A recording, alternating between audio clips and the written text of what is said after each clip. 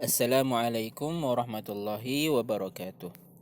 Hai murid-murid semua, apa khabar? Ustaz harap murid-murid semua dalam keadaan sehat sejahtera. InsyaAllah hari ini murid-murid bersama saya Ustaz Syam dalam mata pelajaran Sirah. Sebelum kita mulakan pelajaran kita, marilah sama-sama kita membaca doa terlebih dahulu. Jom baca bersama-sama dengan Ustaz. Bismillahirrahmanirrahim. Alhamdulillahi rabbil alamin. Wassalatu wassalamu ala ashrafil anbiya'i wal mursalin wa ala alihi wa sahbihi ajma'in. Allahumma aftah alaina hikmataka وانشر علينا من خزائن رحمتك يا أرحم الراحمين. سبحانك لا علم لنا إلا ما علمتنا إنك أنت العليم الحكيم. آمين يا رب العالمين. Baiklah murid-murid semua, pelajaran sirah kita hari ini, murid-murid boleh tonton video penerangan daripada Ustaz. Baik, pelajaran hari ini kita akan belajar berkenaan dengan perkara-perkara yang berkaitan dengan Nabi sallallahu alaihi wasallam ataupun perkara-perkara yang terkandung di dalam pelajaran sirah. Baik, murid-murid boleh tengok, sirah mengandungi perkara-perkara yang berkaitan dengan Nabi Muhammad sallallahu alaihi wasallam. Apa perkara-perkara yang berkaitan dengan Nabi sallallahu alaihi wasallam? Jom kita belajar. Kita tengok dekat sini, kehidupan baginda. Ini perkara yang pertama, iaitu berkenaan dengan kehidupan baginda Nabi sallallahu alaihi wasallam. Antaranya iaitu kelahiran Nabi. Kita akan belajar, kita akan mengetahui tentang kelahiran Nabi Muhammad sallallahu alaihi wasallam. Bila Nabi lahir, macam mana Nabi lahir, bagaimana keadaan ketika Nabi lahir dan sebagainya. Lepas tu kehidupan sebelum hijrah. Kehidupan Nabi sebelum berhijrah ke Madinah. Dan seterusnya kehidupan selepas hijrah. Kehidupan Nabi dengan umat Islam selepas berhijrah ke Madinah. Dan akhirnya kewafatan, iaitu kisah tentang bagaimana wafatnya Nabi, apa yang berlaku dan sebagainya. Lagi perkara yang berkaitan dengan Nabi di dalam pelajaran sirah, iaitu keluarga. Cerita tentang keluarga Nabi. Siapa ibu Nabi, siapa ayah Nabi, siapa ayah saudara Nabi, datuk Nabi, anak Nabi, cucu Nabi, sahabat-sahabat Nabi. Semuanya kita akan belajar. Lagi nasab keturunan. Dari mana asal keturunan Nabi Muhammad sallallahu alaihi wasallam. Seterusnya sifat fizikal Nabi. Nabi ni orangnya macam mana? Keadaan anggota badan Nabi macam mana? Kita akan belajar di dalam pelajaran sirah. Lagi akhlak. Tingkah laku Nabi, perangai Nabi, sifat Nabi macam mana? Adakah Nabi bersifat dengan sifat yang buruk ataupun Nabi bersifat dengan sifat yang mulia? Murid-murid tahu tak? Mestilah Nabi bersifat dengan sifat yang mulia. Dan lagi berkenaan dengan sahabat. Disebutkan tadi kisah tentang sahabat-sahabat Nabi. Siapa yang rapat dengan Nabi? Siapa sahabat-sahabat yang dimuliakan oleh Nabi sallallahu alaihi wasallam? Ini ada 6 perkara yang berkaitan dengan sirah Nabi sallallahu alaihi wasallam. Apakah kepentingan sirah? Murid-murid tahu tak kepentingan sirah? Sebab apa kita kena belajar sirah? Sebab apa sirah itu penting dalam pelajaran kita?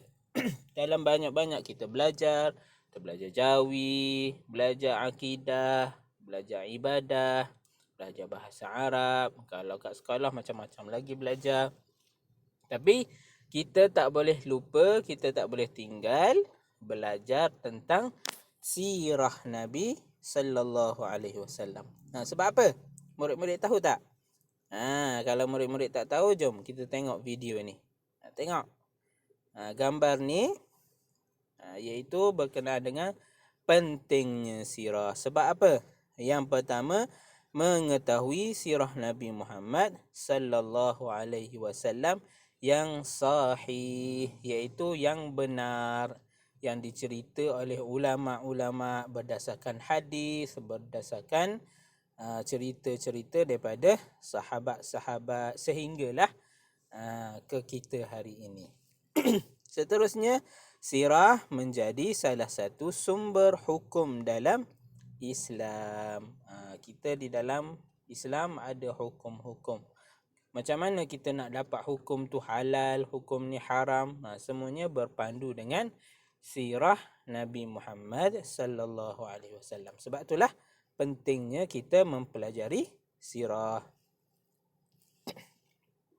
Yang ketiga, dapat mengenali Nabi Muhammad sallallahu alaihi wasallam, keluarga dan sahabat baginda. Kita cakap kita sayang kat Nabi kan? Murid-murid sayang tak dekat Nabi? Siapa nama Nabi kita? Mesti kita sayang Nabi kita kan? Jadi macam mana kita nak sayang Nabi kita kalau kita tak kenal? Jadi dengan pelajaran sirah ni, kita mengenali Nabi. Bila kita kenal Nabi, maka kita akan rasa sayang, akan rasa cinta kepada Nabi dan sahabat-sahabat Nabi sallallahu alaihi wasallam. Yang keempat, kehidupan Nabi sallallahu alaihi wasallam menjadi panduan kepada umat Islam. Kita umat Nabi Muhammad, jadi kehidupan Nabi Muhammad menjadi panduan bagi kita sebagai umat Islam. Dan yang kelima, menanamkan kecintaan kepada Nabi Muhammad sallallahu alaihi wasallam dan keluarga baginda. Nabi bagi tahu Nabi bagi tahu di akhirat nanti seseorang itu akan bersama dengan siapa yang dia kasihi. Kita akan bersama dengan orang yang kita kasih. Kita kasih kepada siapa? Kalau kita kasih kepada ibu dan ayah kita, maka akhirat nanti kita akan bersama dengan ibu ayah kita. Tapi kalau kita kasih pada Nabi, maka kita akan dapat bersama dengan Nabi sallallahu alaihi wasallam. Dengan syarat kita kena memperbanyakkan selawat pada Nabi dan juga buat amal-amal kebaikan. Solat jangan lupa, baca Al-Quran, bersedekah dan sebagainya. Selalulah melakukan perkara-perkara yang disukai oleh Nabi dan disukai oleh Allah. Itu kepentingan sirah. Sebab itulah kita kena belajar tentang sirah. Jadi penghayatan untuk pelajaran hari ini yang pertama, meyakini Nabi Muhammad sallallahu alaihi wasallam utusan Allah, yakni Rasulullah yang terakhir. Yang kedua, mempelajari sirah Nabi Muhammad sallallahu alaihi wasallam dengan bersungguh-sungguh. Yang ketiga, menghargai jasa dan pengorbanan Nabi Muhammad sallallahu alaihi wasallam. Yang keempat, mencintai Nabi Muhammad sallallahu alaihi wasallam dengan mengikut sunnah baginda.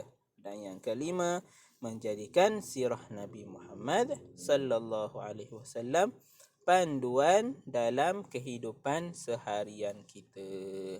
Ini penghayatan yang boleh kita ambil daripada pelajaran sirah yang kita belajar.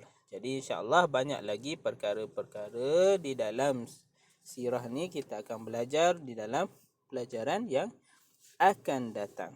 Jadi pelajaran untuk hari ini sampai di sini sahaja.